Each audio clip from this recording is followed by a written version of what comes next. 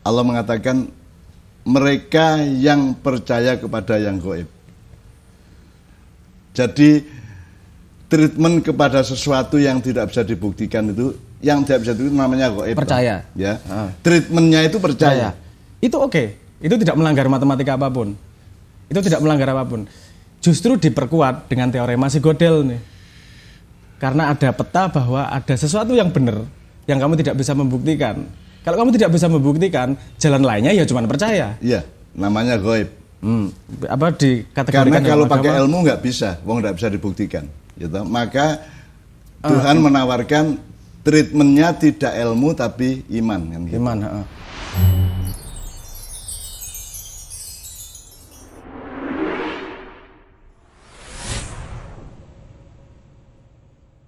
Brang, ketika saya umur sekitar 20 kan saya nulis puisi yang judulnya Tuhan Aku Berguru Kepadamu, dan itu saya lakukan secara konsisten bahwa saya itu berguru kepada Allah. Karena Allah sendiri kan membuka diri alamal insana malam ya'lam. Allah itu mengajarkan apa yang manusia tidak tahu. Jadi saya berguru itu kepada Tuhan, bahwa Tuhan itu saya temukan di hutan, di sungai, di laut, dalam kehidupan, di pasar, gitu ya. Itu kan, tapi kan kasusnya kan saya berguru kepada Allah. Nah sekarang Tuhan itu kan hadir di segala hal, di segala orang, di segala apapun saja. Nah sekarang saya itu berguru kepada Tuhan melalui Sabrang. Ya Brang ya. Jadi bapak berguru kepada anaknya dalam rangka berguru kepada Tuhan. Berguru itu ya menyerap, bertanya, menggali, nimbo dan seterusnya. Jadi gini Brang, Allah itu ada berfirman gini, wa ma utitum minal ilmi illa qalila. Dan tidaklah aku memberikan ilmu kepada kalian kecuali hanya sangat sedikit saja. Saya mau tanyakan beberapa hal dari ayat ini menurut Sabrang. Pertama, kalimatnya kan wa ma utitum minal ilmi, bukan wa ma utitumul ilma.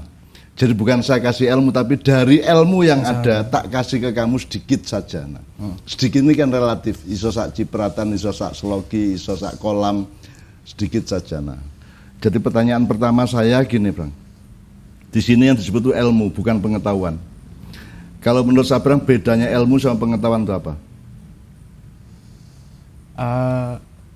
Sebenarnya kita pernah bahas dulu soal itu.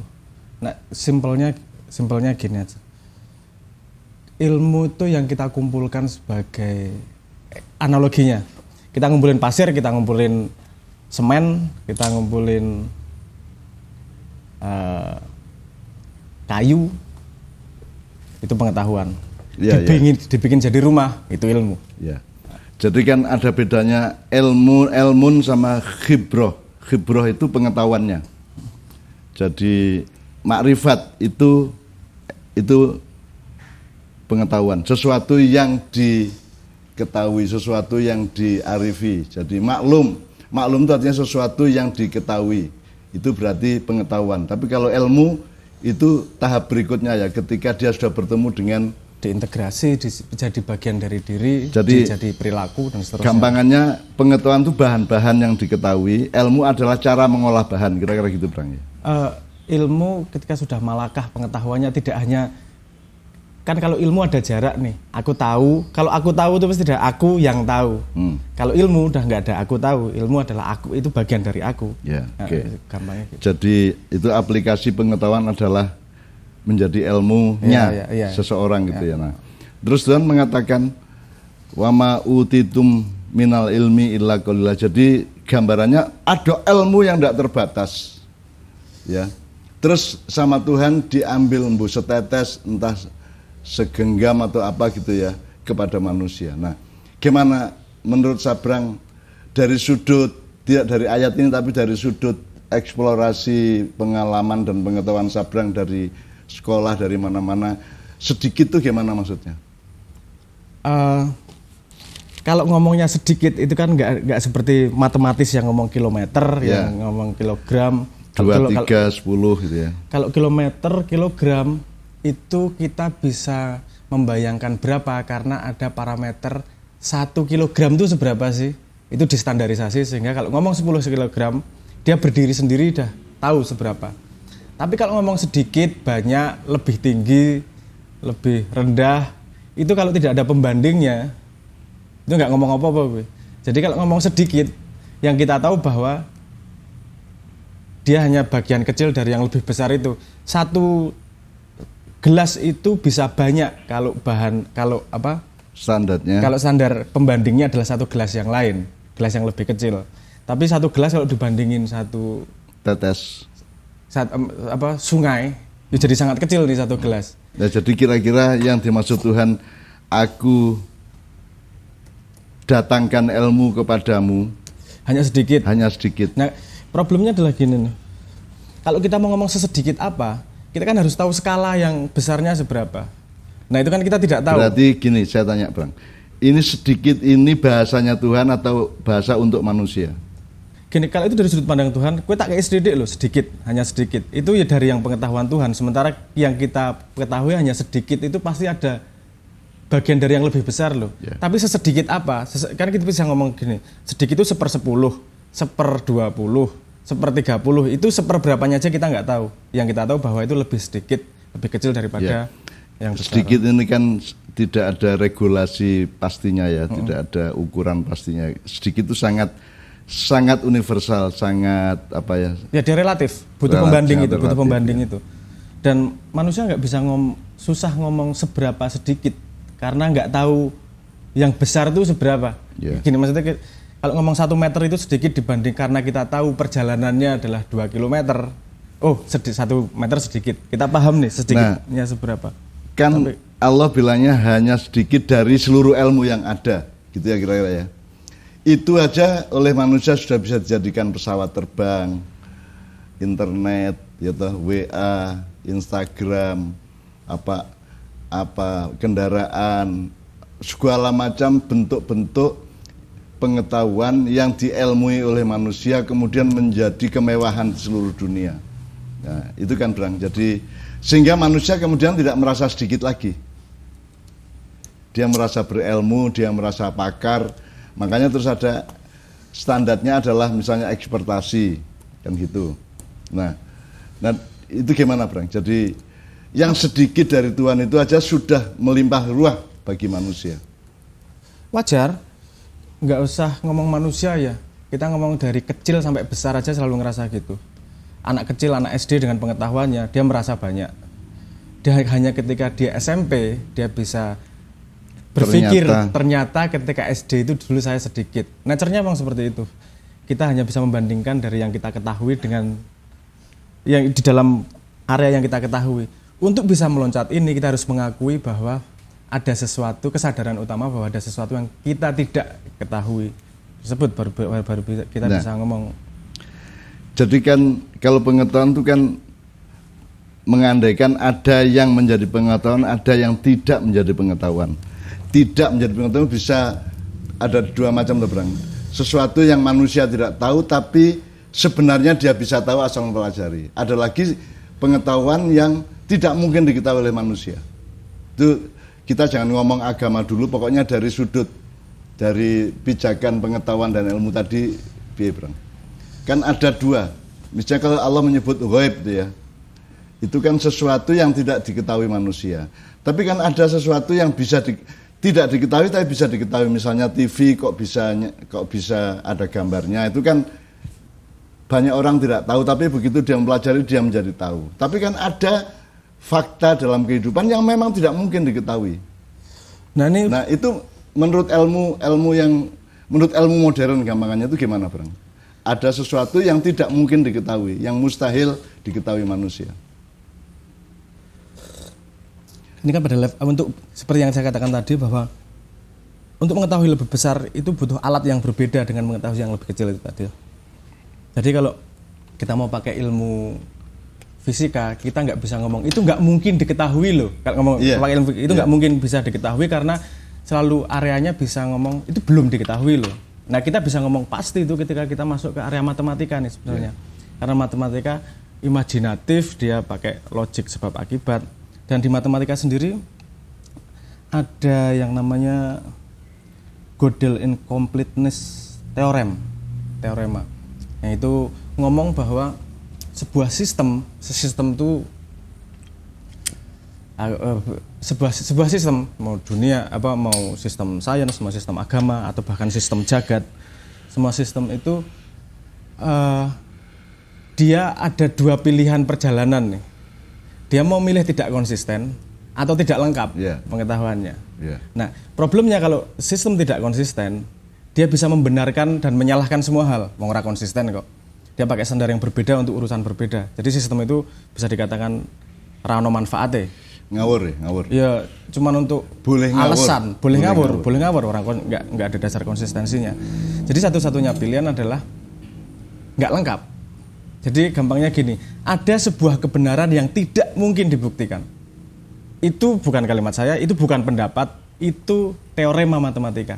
Teorema matematika itu artinya sudah dibuktikan secara matematis bahwa memang ada sesuatu yang tidak bisa. Ada sesuatu yang benar, tapi tidak bisa dibuktikan kebenarannya. Contoh ya, saya kasih. Itu contoh. Bagian dari kelengkapan sains tadi, Bang ya. Iya. Dan kita harus konsisten terhadap bahwa ada hal yang tidak bisa dibuktikan. Iya, ada hal yang memang tidak bisa. Ya, ada kebenaran yang tidak bisa dibuktikan. Ini kan karena ini dua hal yang berbeda nih. Benar sama bukti. Bukti kan sufficient reason. Itu aksioma yang berbeda lagi. Bagaimana? Artinya sistem sains sendiri, matematika misalnya, itu mengakui dan menjadi benar, menjadi lengkap kalau dia mengetahui atau mengakui bahwa ada sesuatu yang tidak bisa dibuktikan. Dia benar lengkap itu kalau tidak konsisten. Dia hanya bisa benar dan lengkap kalau dia tidak konsisten. Kalau dia mau konsisten sistemnya, dia harus mau mengakui sesuatu itu tidak bisa dibuktikan. Ada kebenaran yang tidak bisa dibuktikan, berarti kan tidak lengkap. Karena tidak semua dalam sistem itu bisa dibuktikan. Ada ganjelan gitu, ada sesuatu yang benar yang tidak bisa dibuktikan. Tapi sistemnya itu jadi konsisten. Kalau mau semua dibuktikan, sistemnya pasti tidak konsisten. Jadi itu pilihan podo-podo enak itu. Kamu jadi milih tidak konsisten atau milih tidak lengkap nih. Dan kalau milih tidak konsisten, nggak ada gunanya yang namanya sistem. Karena nggak bisa untuk menimbang mana benar salah, dan karena semua bisa benar, semua bisa salah. Kalau untuk mau menjaga konsistensi, berarti efeknya adalah kamu harus mengakui, bukan mengakui, ini terbukti bahwa ada kebenaran yang tidak bisa dibuktikan memang. Itu makanya saya pengen ngasih ilustrasi, pengen ngasih contoh nih, Pak. Saya pengen ngasih contoh agar itu polanya di mana-mana. Kalau di komputer namanya half problem, itu yang dibawa sama Alan Turing ketika bikin mesinnya itu untuk sebenarnya ada sambungannya sama Gödel incompleteness theorem ini. Ada kebenaran yang tidak bisa dibuktikan. Nah, aku pakai sebenarnya contoh twin prime dan segala macam terlalu matematis ya. Saya pakai contoh sederhana aja, walaupun mungkin nanti perlu analogi dan abstraksi. Gini, misalnya ada dunia itu direpresentasikan dengan kartu tertutup. Kartunya tertutup semua. Dan saya membuat klaim. Di kartu ini, yang tertutup ini, ada tulisan semua kartu tertutup. Gimana cara membuktikannya? Harus dibuka salah satu nih. Yang dibuka. Oh, bener nih. Tapi ketika bener ada klaimnya, semua kartu tertutupnya batal nih. Karena ada satu kartu yang terbuka. Jadi ketika dia mencari proof kebenaran, bukti dari kebenaran tersebut, justru merelatifkan. Justru jadi rusak nih. Jadi klaim di kertas itu jadi salah toh. Karena klaim di kertas itu, di kartu itu, semua kartu tertutup. Jadi ketika kita buka satu, kita bener klaimnya ada semua kartu tertutup, tapi klaim itu sendiri jadi salah nih. Nah, jadi kalau mau menganalogikan ini kan analogi loose ya. Aku pengen masuk ke saintis realisme, ini malah terlalu kompleks nih. Tapi bayangannya gini lah, analoginya. Kalau ini jagat nih, ini sistem yang namanya jagat adalah kartu tertutup. Dan ada klaim, ada loh yang namanya Tuhan. Untuk membuktikan itu kamu harus buka kartu, berarti kamu harus keluar dari sistem klaim jagat ini, harus di sistem jagat. Jadi mau nggak mau, kalau mau membuktikan kebenaran Tuhan, tidak pada ketika kartu tertutup. Jadi naik wes mati atau sudah keluar dari sistem yang namanya dunia ini, baru akan bisa beneran tuh ngelihat bukti dari klaim ini agak tidak mudah menjelaskannya karena self reference biasanya yang sebutnya sebagai self reference itu yang membuat sistem ini jadi tidak bisa dibuktikan. Dia benar tapi tidak bisa dibuktikan. Ya? Iya, memang seperti itu. Ya. Jadi ada nggak sempurna juga. Ini shock bahkan di dunia sains sendiri. Ya. Ini kalau diucapkan dengan bahasa filsafat dasar misalnya gimana, Bang? Atau kalau diaplikasikan menjadi ilmu hidup sehari-hari, Bro? Ada apa? Kalimatnya tadi itu sebenarnya ada kebenaran yang tidak bisa dibuktikan. Kita harus sadar itu. Tapi ada. Kalau kita bilang ada berarti kita akui. Kita akui ada loh kebenaran yang tidak bisa dibuktikan. Kita percayai. Berarti. Ya. Nah, para ilmuwan, misalnya para matematikus ya, percaya itu, Bro. Bukan matematika bukan percaya. Nah, urusan matematika terbukti apa sebenarnya bisa dibuktikan bersama. Jadi nek matematika tadi kan katanya ada sesuatu yang tidak bisa dibuktikan. Nah, ini kan teorema nih. Teorema ini dibuktikan. Cara berpikir ini dibuktikan. Bukan aplikasi dari teorema ini. Ada teorema gini loh. Bahwa tidak semua yang benar itu bisa dibuktikan. Ada teoremanya. Ya. Teoremanya bisa dites nih. Nah, ini maksud saya ini diakui atau diakomodasi oleh para matematik. Sudah jadi teorema. Jadi gini, apa kalau di matematika ada yang namanya konjektur, ada yang namanya teorema. Kalau konjektur itu dianggap benar tapi belum dibuktikan bersama-sama. Kalau teorema itu sudah diakui bersama bahwa itu memang benar. Di dalam teorema ini ada kebenaran yang tidak bisa dibuktikan. Itu sudah jadi teorema. Artinya sudah jadi teorema. Dalam bahasa sehari berarti diakui bahwa ada kebenaran yang tidak bisa dibuktikan. Matematika mengakui itu. Ya. Tapi dipercaya bahwa ada yang tidak bisa dibuktikan itu. Sudah, iya, itu sudah kebenaran. Nah, itu kan cuma pergeseran kecil. Ada teorema dan di dalamnya itu terdapat satu pengakuan bahwa ada kebenaran yang tidak bisa dibuktikan, gitu. Nah, caranya kita ngomong gitu kan karena percaya bahwa ada kebenaran yang tidak bisa dibuktikan. Nah, ini kan jadi tipis. Kan teoremanya begitu, Bang. Gini, iya. Terus kemudian kita terpeleset ke kata percaya. Begitu ngomong kata percaya berarti agama. Gini, aku tuh ngomong pola matematis ki. Ini meta nih, ada yang dibahas yang namanya teorema. Ada metodologi, ini konjektur nih. Konjektur dibuktikan bersama sehingga naik pangkat menjadi teorema nih. Nah, ini cara membuktikannya, itu bukan pakai percaya. Kalau matematika percaya ki nggak kepake. Teorema itu ngomong ini tadi, statement bahwa ada kebenaran yang tidak bisa dibuktikan. Nah, statement itu berangkatnya dari mana? Dari analisis. Iya, tapi kan diakui bahwa ada kebenaran yang... Diakui, betul, tapi bukan dipercaya. Aku pengen gini. Iki piye yo? Matematika itu tidak pakai faktor percaya nih. Jadi yang dikatakan teorema ini kan gini, bahwa ada kebenaran yang tidak bisa dibuktikan. Itu kan skema tuh. Yeah. Itu bukan statement, itu skema. Skema ada kebenaran yang tidak bisa dibuktikan. Apakah skema itu benar? Nah, ini dianalisis nih. Oh, skema itu benar. Berarti ini ada statement benar. Apa itu yang benar dan tidak bisa dibuktikan? Itu masalah beda lagi. Karena pengaplikasian dari mesin. Tapi pokoknya ada kebenaran yang tidak bisa dibuktikan. Ya, itu sudah fix itu. Nah, kalau dalam bahasa umum itu kan diakui bahwa ada kebenaran yang tidak bisa dibuktikan. Nah, diakui itu kalau dalam bahasa Islam namanya syahadat. Percaya bahwa ada sesuatu yang tidak bisa dibuktikan, itu namanya ghaib, kan gitu kan.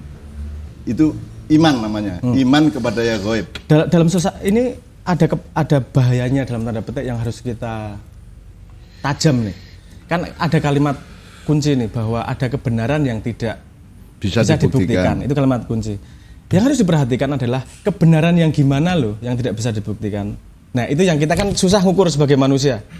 Karena kadang-kadang kebenaran cuman belum bisa dibuktikan. Saya itu, belum karena tidak kita itu kan dengan mudah terpeleset ke kata percaya, percaya, mengakui. Nah, mengakui itu kan begitu jadi bahasa agama namanya syahadat. Begitu percaya namanya iman. Jadi misalnya gini loh, Bang. Ini supaya memang begitu tipisnya, Bang, ya. Dan para ilmuwan matematikus juga tidak mau terpeleset ke kata iman, tidak mau terpeleset ke kata syahadat kan gitu kan.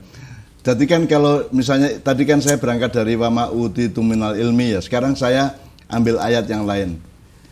Jadi di surat Al-Baqarah ayat 2 ya. Allah mengatakan mereka yang percaya kepada yang gaib. Jadi treatment kepada sesuatu yang tidak bisa dibuktikan itu, yang tidak bisa dibuktikan namanya gaib. Percaya. Ya. Treatmentnya itu percaya. Itu oke. Itu tidak melanggar matematika apapun. Itu tidak melanggar apapun. Justru diperkuat dengan teorema si Gödel nih. Karena ada peta bahwa ada sesuatu yang benar yang kamu tidak bisa membuktikan. Kalau kamu tidak bisa membuktikan, jalan lainnya ya cuma percaya. Iya, namanya gaib. Apa dikategorikan? Karena kalau pakai ilmu nggak bisa, nggak bisa dibuktikan. Gitu. Maka Tuhan menawarkan treatmentnya tidak ilmu tapi iman. Kan, gitu. Iman. Nah. Ini bisa digini juga. Ini melebar atau enggak ya? Ilmu, sains, agama, iman. Ini sebenarnya ada satu garis merah juga. Garis merah yang disebut di dunia modern disebut sebagai sufficient reason. Alasan yang cukup untuk mempercayai sesuatu. Jadi kalau sains kan bikin kotak metode ilmiah nih. Kalau alasannya tidak mengandung metode ilmiah, tidak dipercaya. Kan gitu. Kalau tidak dianggap sebagai bukti, kalau tidak mengandung metode ilmiah. Ada yang sederhana, nek jari bapakku mesti bener. Itu alasan buat orang itu mempercayai sebuah informasi boleh juga, no problem. Cuma tidak bisa dipakai universal. Karena ada sistem yang berbeda yang dipegang agama nih. Percaya wis toh. Loh, kenapa aku harus percaya? Karena itu katanya pembawa messenger nih, pembawa berita nih katanya Kanjeng Nabi. Kalau kamu sudah syahadat sama Kanjeng Nabi, berarti semua yang dikatakan Kanjeng Nabi adalah dari dasar kepercayaanmu mempercayai informasi yang tidak bisa dibuktikan dengan cara ilmiah nih. Karena ilmiah gini, pembuktian secara hukum dan pembuktian sufficient reason kan pembuktian itu. Sufficient reason atau pembuktian secara hukum itu pembuktian yang dikotakkan agar bisa dipakai bersama oleh society. Science juga gitu, kotak yang bisa dipakai oleh society. Nah, nyusun hadis. Tarmizi punya kriteria sendiri untuk menentukan mana doif, mana soheh, Bukhari juga Bukhari Muslim punya metodologi sendiri. Nah itu kan metodologi itu adalah garis percaya itu tadi. Alasannya cukup untuk memasukkan dia di soheh. Alasannya tidak cukup sehingga dia masukin doif. Nah kan ada set yang namanya sufficient reason, alasan yang cukup untuk mempercayai sesuatu. Setiap orang sama sekali berbeda sehingga dibutuhkan satu set sistem nih. Nah sistem itu paling dasar, salah satu sistem namanya science. Cara mempercayainya gimana? Kalau kita bisa eksperimen bersama nih, kalau pakai metode ilmiah nih, ada loh yang di luar itu nggak bisa dibuktikan pakai itu. Oke, aku nggak bisa membuktikan pakai itu, berarti aku tak percaya lah membuktikan pakai testimoni, misalnya gitu. Kan alternatifnya tinggal percaya, atau apa? Iya, alternatifnya percaya. Garis merahnya adalah sufficient reason. Kebenarannya nggak bisa dibuktikan, itu saya percaya sebagai bagian dari teorema sistem ilmu. Dan kalau saya tidak percaya ada sesuatu kebenaran yang tidak bisa dibuktikan, berarti saya juga tidak percaya kepada keseluruhan sistem ilmu kan. Iya, yang saya pengen tadi gariskan cuman gini aja. Percaya yang tadi ngomong agama percaya karo kalimat Quran itu. Akarnya di mana kok percaya itu? Karena biasanya ini ditabrak sama sains nih.